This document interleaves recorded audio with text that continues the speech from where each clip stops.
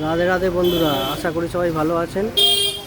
এক সপ্তাহ ধরে প্রায় শরীর খারাপে জ্বর সর্দি কাশি, জ্বরটা নেই না বললেই চলে, সর্দি কাশিতে ভুগছি। তো তার জন্য দোকানেও সেরকমভাবে আসা হয়নি কাজের জায়গায়।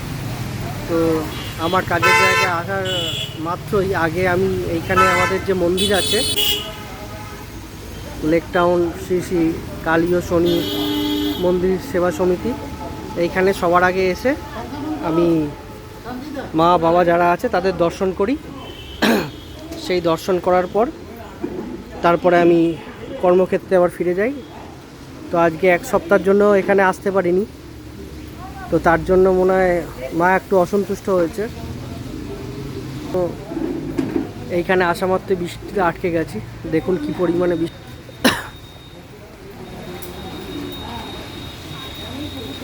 মন্দিরে আসা মাত্রই বৃষ্টি আরম্ভ হয়েছে। এখানে মা খুব জাগ্রত, মা আটকে দিয়েছেন, তো অসুবিধা নেই, মায়ের কাছেই আটকে আছি, অন্য কোথাও নেই। বাজে সংগঠন বাজে সংস্থায় আটকে থাকার থেকে মায়ের কাছে আটকে আছি, এটা অনেক বড় প্রাপ্তি আমার কাছে। তো চলুন আপনাদেরও মায়ের দর্শন করিয়ে আনছি। দেখুন এখানের মা খুবই জাগ্রত।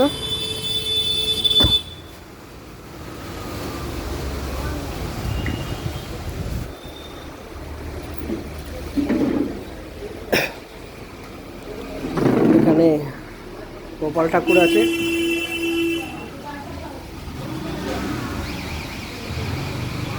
সঙ্গে রাধাকৃষ্ণর মূর্তি আছে, আমাদের মা, এখানে বাবা আছে, আর এক বাবার মূর্তি ওখানে আছে তার পরিবার নিয়ে, সবাইকে নিয়ে। এই বৃষ্টিতে এক সপ্তাহ এখন আসতে পারেনি বলে, আসলে এখানে দুবেলা আগে এখানে ঢুকি, তারপরে বাকি কাজে যাই। তো এখানে এক সপ্তাহ আসতে পারেনি বলে বৃষ্টির মধ্যে মা এখানেই আটকে দিয়েছে। যাই হোক, মায়ের কাছে আটকে পড়েছি, মায়ের কৃপা অর্জন করব, এটাই সবথেকে বড় কথা, এটাই সবথেকে ভালো জিনিস। এখানে ভোলে বাবা বিরাজমান করছে তার পুরো পরিবার নিয়ে। ওর পাশে কার্তিক ঠাকুর, গণেশ ঠাকুর, ঠিক আছে, কার্তিক ঠাকুর, গণেশ ঠাকুর, মা পার্বতী বাবার সঙ্গে বিরাজমান। এখানে আমাদের আর এক বাবা আছে, মা, রাধাকৃষ্ণ, গোপাল, সবাই এখানে একত্রিত হয়ে আছেন। নিচে যাচ্ছি, যেটা পরে কথা বলছি।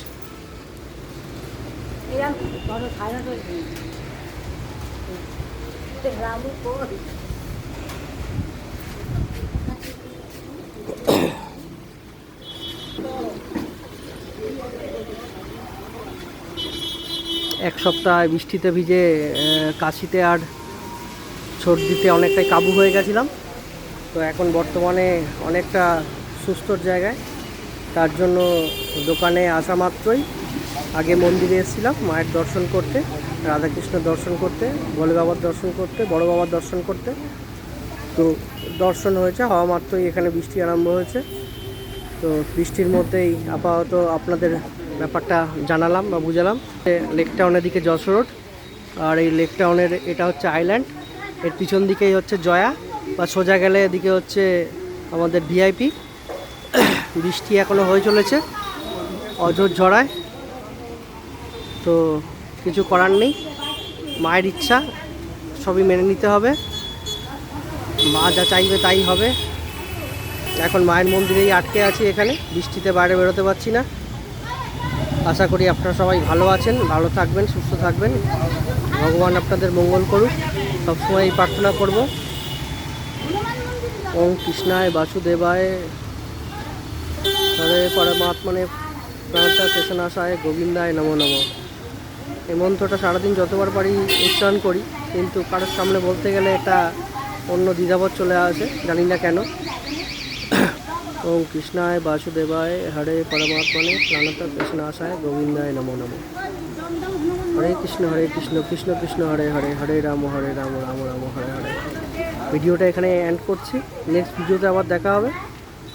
সবাই আপনারা ভালো থাকবেন, সুখে থাকবেন, সুস্থ থাকবেন, ভগবান আপনাদের মঙ্গল করুক। রাধে রাধে।